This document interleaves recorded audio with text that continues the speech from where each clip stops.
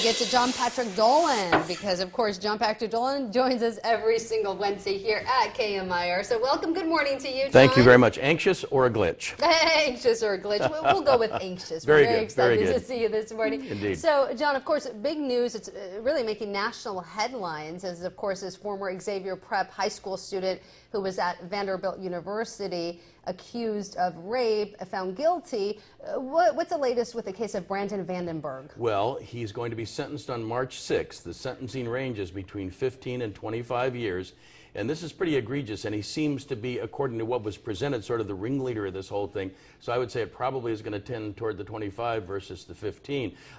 Something else that's an interesting sort of local part of this story, there were two young men who were apparently sent videotape of what was going on in that room and then destroyed the videotape, or were asked to destroy it by Vandenberg, and they went and testified, and they've been given a misdemeanor, sort of an accessory after the fact kind of thing. So I think this is a tough situation, and obviously there'll be an appeal, but Mr. Vandenberg faces some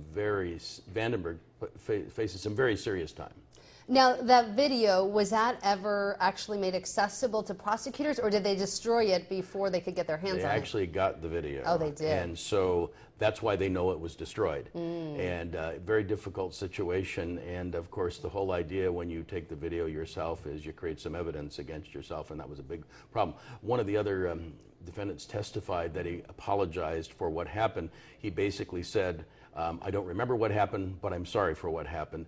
Maybe that will help him get a less severe sentence than Vandenberg. I did want to ask you about that because we did play the interview a little earlier where the Corey is his name. He, as you mentioned, he apologized. So was that a confession then? I mean, it was kind of confusing the way that he laid it out there. Well, I think it was an acceptance of responsibility versus a confession. On the other hand, it was not a complete acceptance because he said, I'm sorry for what happened, but I don't remember because I was too drunk.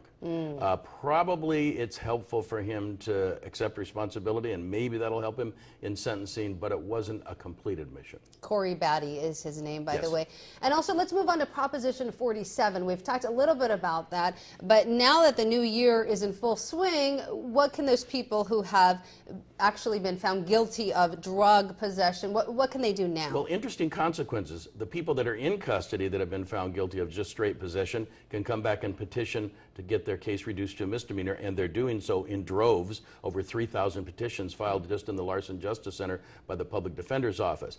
Fewer people are being arrested for possession. Officers are deciding to not arrest, but rather just sort of catch and release. People are getting released from the jail. People are getting credit time served. And so actually in LA County Jail, it's 23% down, and it's the same in Riverside, San Bernardino, and Orange County. So there's actually less early releases for the more serious crimes that we've been dealing with for the last 10 years or so. So it's actually a positive result. So this is really in an effort to curb on the people who are in jails and with the resources, limited resources that are available, right? But exactly, to avoid the overpopulation that we're seeing all over Southern California. But does that mean then more drugs are out on the streets if they're not really prosecuting them as aggressively?